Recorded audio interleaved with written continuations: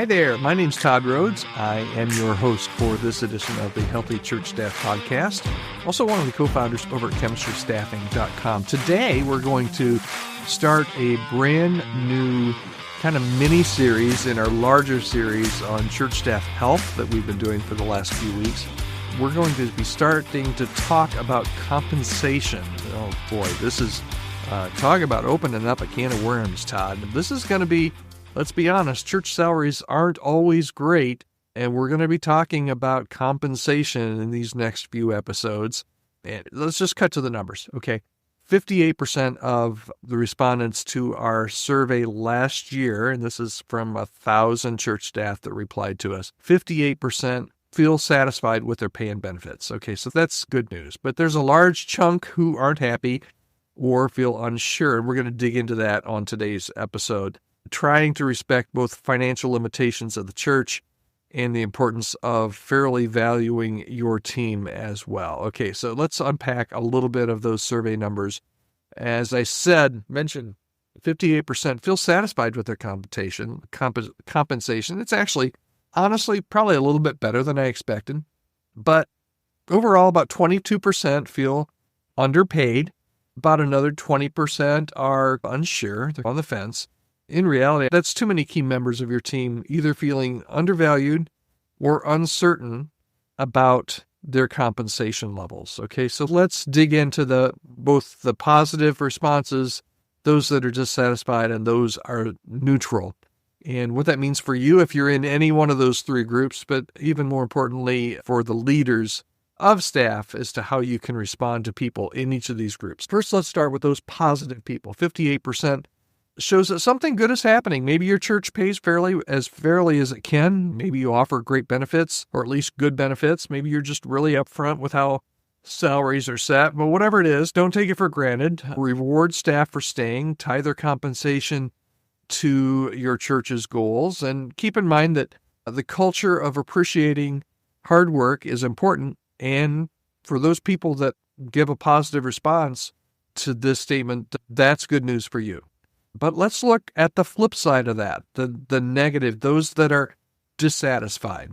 And it's important to understand that about 22%, if your staff fits into the norm, and some churches pay really well, other churches pay really low.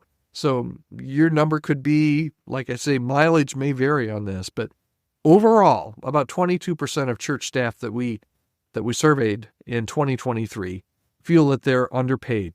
And those people really do need your focus. Are your salaries below market rate? Can you improve benefits? Even some low-cost benefits that you could add. But here's the key.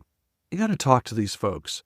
Be honest about your limitations, but also explore any way that you can offer a little bit, maybe in flexibility in schedule, maybe in professional development plans or funds, or even highlighting perks that aren't on their paycheck. There are ways to feel like a valuable part of the team that are not compensation related. And a lot of times there are things that you can do as a church, that you can do as a leader, maybe that don't add to the compensation level, but add to satisfaction levels, and or even perks that will help with those things, but not necessarily cost your church more money. Things like offering some additional vacation time. Maybe I know some churches offer like a mental health day once a quarter where, hey, we don't care what you do for this one day. We just don't want you to do work.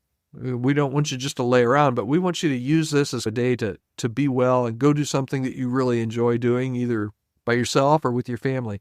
Things like that don't cost your church anything more, compensation-wise, no more dollars out the door, but yet do build into your staff and help them to feel a little bit more satisfied. So those are the dissatisfied people. And compensation is not the reason, or even, I would say, working in the church staff hiring area, it's not even necessarily the number one reason that people leave.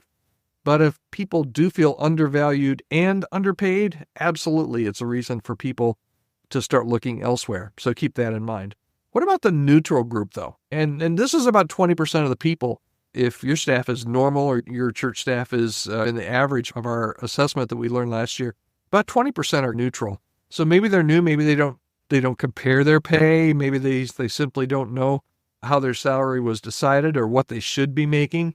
Transparency is really key. How you set salaries and what factors might lead to raises a lot of times will help the neutral group if they know that there's a chance that if they continue to do well and continue to stick around on the staff, that there'll be some compensation improvements in the future as the church grows or something like that. Any way that you can get them invested in kind of the church and the financial health so that they feel it's fair, that's really important.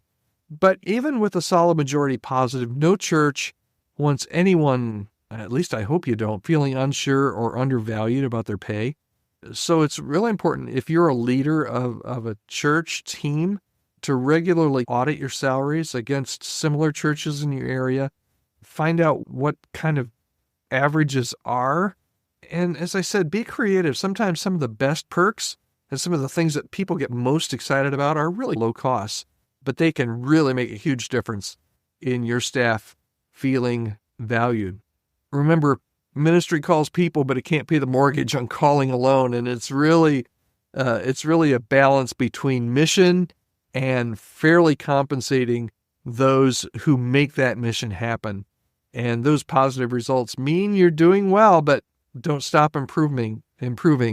Transparency, particularly when it comes to compensation and what your church can do or can't do, that transparency builds trust, and exploring alternative benefits can show that you care, and working to get salaries as fair as possible builds the kind of team that accomplishes really those God-sized goals that your church has. It's really important that your people feel comfortable with their level of compensation. We're going to talk about that all this week here on the Healthy Church Staff Podcast. I hope you'll continue to join. If you've not taken the Healthy Church Staff Assessment, you can do so this week.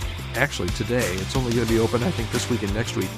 You can go over to churchstaffassessment.com. It's absolutely free. It'll take you about 10 or 15 minutes, but I think you'll find it valuable in your church staff experience to find out how you're doing. I hope you will join us again tomorrow right here on the Healthy Church Staff Podcast.